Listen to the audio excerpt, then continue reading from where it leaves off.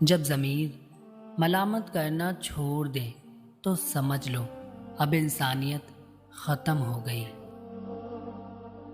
اگر دنیا میں عزت چاہتے ہو تو اپنے نبی صلی اللہ علیہ وسلم کے طریقوں کو اپنا لو۔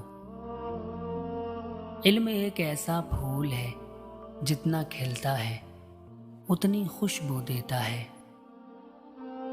سچ تمام برائیوں کا علاج ہے، سچی بات کہنا اور سننا عبادت ہے، سچائی جھوٹ کے شر سے محفوظ رکھتی ہے۔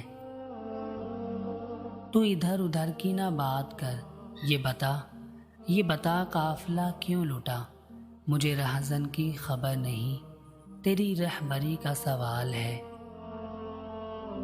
حکمت ایک ایسا درخت ہے جو دل میں اگتا ہے، دماغ میں پلتا ہے اور زبان پر پھل دیتا ہے۔ زندگی میں ہجرت ضرور کریں، گناہوں سے نیکی کی طرف ہجرت کریں، فسق سے عشق کی طرف ہجرت کریں، سستی غفلت سے ذکر کی طرف ہجرت کریں۔ حفاظت کریں نماز میں قلب کی، مجلس میں زبان کی اور غصے میں دماغ کی۔ جب اپنے گھر میں سکون نہ ہو تو سمجھ لو کہ توبہ کا وقت آ گیا ہے۔ ایمان جب انسان کے اندر اپنی جڑیں مضبوط کر لیتا ہے تو برائی مشکل اور نیکی آسان ہو جاتی ہے، دل نرم اور آنکھیں نم رہنے لگتی ہیں۔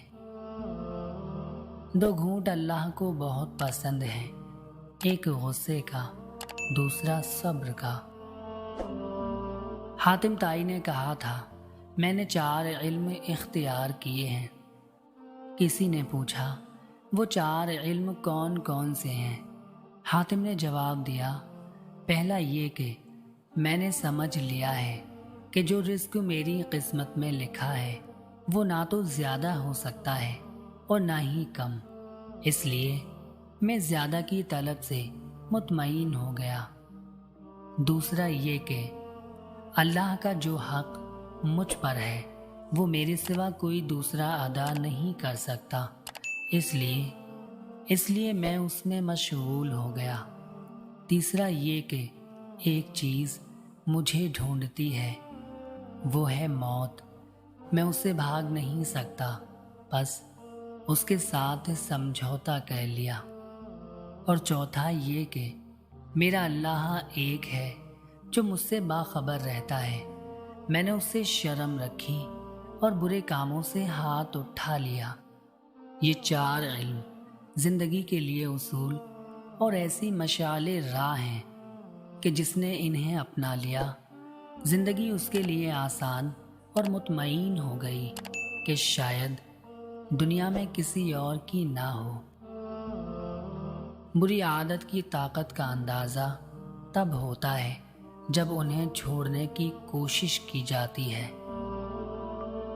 برا وقت وہ شفاف آئینہ ہے جو بہت سے چہرے صاف کر دیتا ہے، اور اچھا وقت ایسا بادل ہے جو تیز دھوپ کو بھی روک لیتا ہے۔